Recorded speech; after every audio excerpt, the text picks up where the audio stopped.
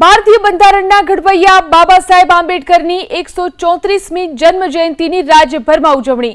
ગાંધીનગરમાં ડોક્ટર આંબેડકરની પ્રતિમાને ભાવાંજલિ મુખ્યમંત્રી ભૂપેન્દ્ર પટેલ, વિધાનસભા અધ્યક્ષ શંકર ચૌધરી અને મંત્રી ભાનુબેન બાબરિયાએ આપી। મુખ્યમંત્રીએ આ અવસરે સંબોધન કરતા કહ્યું કે બાબા સાહેબ આંબેડકરનું જીવન એ સંઘર્ષ અને સફળતાનું માર્ગદર્શક છે।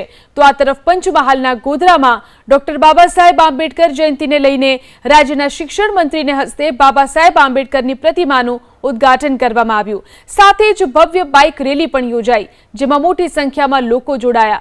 તો વડોદરાના રેસકોર્સ સર્કલમાં બાબા સાહેબ આંબેડકરની પ્રતિમાને પુષ્પાંજલિ અર્પણ કરાઈ।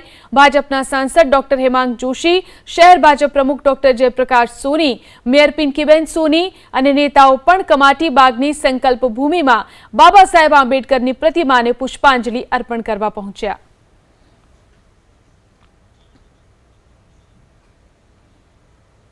તો બાબા આંબેડકરની જયંતિની ઉજવણી ધામધૂમથી કરવામાં આવી। બાયડ, ગોધરા અને કમાટી બાગમાં પણ રંગે ચંગે બાબા સાહેબ આંબેડકરની જયંતિની ઉજવણી કરવામાં આવી।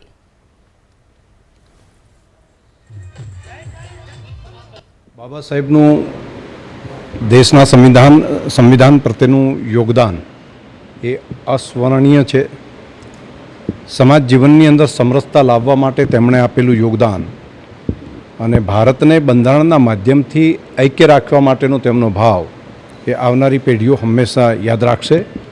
બાબા સાહેબે આપેલા ચિંધેલા માર્ગ ઉપર જે કચડાયેલો વર્ગ હોય, જે ગરીબ હોય, તેને પણ મૂળ ધારાની અંદર લાવીને એક સમરસતાનું વાતાવરણ બને તે માટે તેમણે બતાવેલા માર્ગ ઉપર આપણે સૌ ચાલીએ, એ જ એમના માટેની સાચી પુષ્પાંજલિ, સાચી શ્રદ્ધાંજલિ છે।